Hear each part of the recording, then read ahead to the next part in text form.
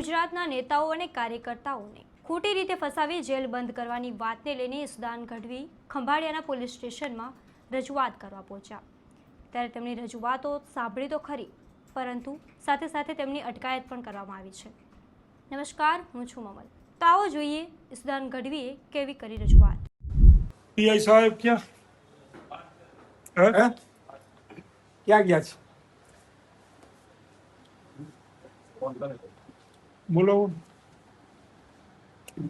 કેટલા વાગે બહાર ગયા છે? તપાસમાં ગયા છે, ઘરે ગયો? બીજા કોઈ છે? સબ ઇન્સ્પેક્ટર તમે છો? સાહેબ ફોન કરો। નહીં, સબ ઇન્સ્પેક્ટર નથી, પીએસઆઈ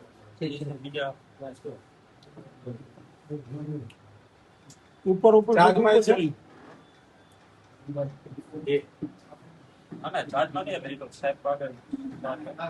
રેગ્યુલર ક્યાં સાહેબ છે? જોશી સાહેબ છે ને, તો જે ફોન કરો ને, બોલાવો ને સાહેબ। મોદી રાજથી એમએલસી રાજ્ય અમારી યુનિવર્સિટી ફરિયાદ થઈ છે। કાલે 112 મેં ફોન કર્યો કે રાજ્યમાં કઈ ક્યાંય સવાલ નહીં એમએલસી નહીં। પણ આવી રીતે ખંભાળિયા દ્વારકા જિલ્લામાં જો આપણા જિલ્લામાં જો આવી રીતે પોલીસનો દુરુપયોગ થાય તો આ ધંધો ચલાવાય નહીં લેવામાં। ખોટી ફરિયાદો કરો છો, જે ફરિયાદ છે એ તો લેતા નથી। પીઆઈ શ્રી હોય તો પેલા પીએસઆઈ શ્રી હોય તો બોલાવો ભાઈ, ત્યાં સુધી બોલાવો, ત્યાં સુધી પીએસઆઈ વાત કરે ત્યાં સુધી આપણે બીજા ઘણા કામ છે। માત્ર ભાજપ પડા કેમ આપણે કરવાનું થતું નથી। બે ખુરશી લઈ લ્યો તો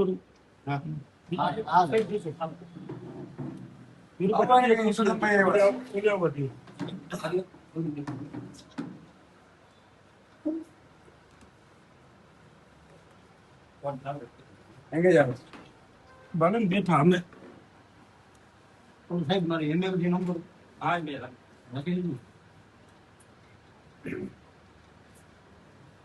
હવે રાતના કાલે આ લોકોએ બે જણાને ઊભા કરી એની સ્કૂટી ને કીધું કે તમે વાંગાને મારવાનો છે, તોડાવડાવ્યું અને પેલો ફરિયાદ કરવા અહીંયા આવ્યો છે અને એની સામે ફરિયાદ કરી નાખી। અને એ ઈસુદાન ગઢવીના એરિયામાં ક્યાં દારૂના અડ્ડાઓ ને મટકાન બટકાન બધાનું એસપી વેસપી ને બધાનું ઉપાડીશ।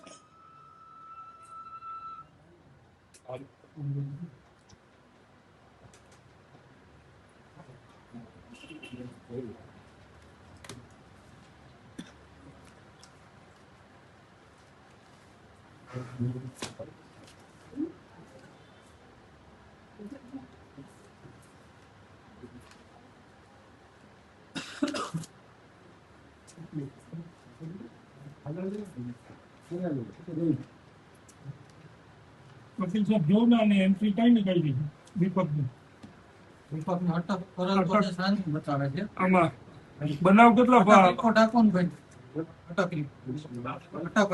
આ ફરિયાદ કેટલા નંબર છે? અંડર સેક્શન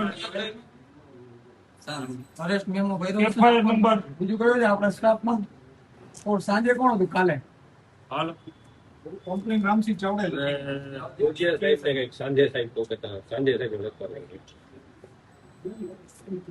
યાર અમે તમારું આટલું રાખતા હોઈએ, તમને અમે બચાવતા, અમે કોઈનો રોટલો ભણાવવા માંગતા નથી, પણ આવી રીતે હાથાબંધ છો તો રોટલો અપડાવતા વાર નહીં લાગે। તમારા દીકરા દીકરીઓ પછી અમારી પાસે આવશે કે સાહેબ અમે પાછી કેટલી લો ફરિયાદ આમાં જોતા કેટલા વાગે આ ફરિયાદ નોંધી છે, કેટલા વાગે તમે સબ ઇન્સ્પેક્ટર ને બોલાવી લો ભાઈ, ક્યાં છે કે નથી? સબ ઇન્સ્પેક્ટર બોલાવવાનું પીએસઆઈ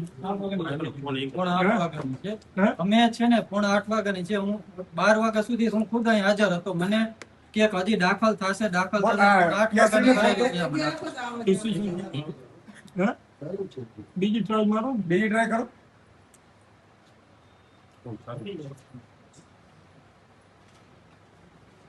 ઈશુદાનભાઈ ચા પીવા આવ્યા છે નહીં, તમારા મહેમાન બની। લોકશાહી દેશમાં છે કે હિટલરશાહી છે કઈ ખબર નથી બોલ નહીં કરવાનું હોય, 2-5% રાખવાનું હોય, એટલી રીતે ના રાખવાનું કે ધૂળધાણી બધાની થઈ જાય, બધાની નોકરીઓ જોખમમાં મુકાઈ જશે। કોર્ટ અદાલતમાં શું કહેશો તમે? તમને ખબર છે મારી પાસે કેટલા પુરાવા છે આના? તમારી એકેની નોકરી નહીં રહે આમાં। તમે દુખી થાઓ અને એસપી પોતે એસપી ની સામે આમાં કાર્યવાહી થશે। એસપી શ્રીને મેં કાલે ફોન કરેલો અને માત્ર અહીંયા નથી બન્યું, ગુજરાત સૌરાષ્ટ્રના 6 જગ્યા ઉપર બન્યું છે। Same modus operandi. અત્યારે હું 1 વાગે પ્રેસ કોન્ફરન્સ કરીને બધા ખુલાસા કરવાનો છું, પણ તમે હું કામ આમ બધા માટીમાં આવી જાવ છો? બાકીના પોલીસનું તો બોડી લઈશ. તમે યાર, તમે બધા સારા વ્યક્તિઓ છો, આપણા પરિવારના સભ્યો છો, અને આવી રીતે કોકના ભરોસે કરશો તો હેરાન થઈ જશો બધા યાર.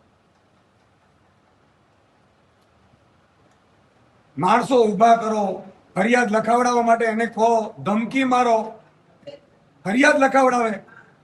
અહીંયા ફરિયાદ લખશે કોઈ? અને જે જગ્યાએ ઘટના બની છે ત્યાં ડાયરેક્ટ આ શું આ નામ જો દીપકની ગાડી સામે ડાયરેક્ટ ગાડી ટચ થાય ઓલા બે લોકોની. 5 દિવસ પહેલા આઈબીએ મને કીધેલું કે સુદાનભાઈ આવું થશે. મેં કીધું શું થાય? અહીં કે ઘાસ કાપવા માટે રાજનીતિ મળતી એવા કઈ બધાને પોતાની નોકરીઓ વાલી હોય છે, પણ અમે ખોટું કોઈનો નથી કરતા એનો અર્થ એ નથી. અને દારૂના અડાથી મને એવું બધી લિસ્ટ આપો, હાલો આપણે રેડ કરીએ. હવે તમે અને કોણ કોણ બુટલેગર છે આપણે બધી ડિટેલ કઢાવું. ખંભાળિયા તાલુકામાં કેટલા બહારના માણસો તમે જે કામ સબ ઇન્સ્પેક્ટરને બોલાવો ને ભાઈ. એ તો એને કીધું છે ને, સ્ટાફ જ બોલાવે ને, આપણે તો એને કઈ રીતે બોલાવી? તમારી પાસે પોલીસ વેરિફિકેશન કેટલા બહારના માણસોનું છે ખંભાળિયા તાલુકાનું? તમે નામ જો 10 દિવસ પહેલા દીપકનું પોલીસ વેરિફિકેશન કર્યું તો બીજા માણસો ગામોગામ કામ કરે છે, કંપનીઓમાં કામ કરે છે, તો એનું પોલીસ વેરિફિકેશન ના ના એમને પુરાવા જોતા હોય તો હું 1000 પુરાવા દઉં કે તમે અહીંયા કેટલા હજાર માણસો કામ કરે છે મારી તો સરકારથી? લેખિતમાં ફરિયાદો એટલી છે. આ સમગ્ર મામલા લઈને આપ શું વિચારો છો? કોમેન્ટ કરીને અમને જરૂરથી જણાવજો. ત્યાર માટે બસ આટલું જ. ધન્યવાદ.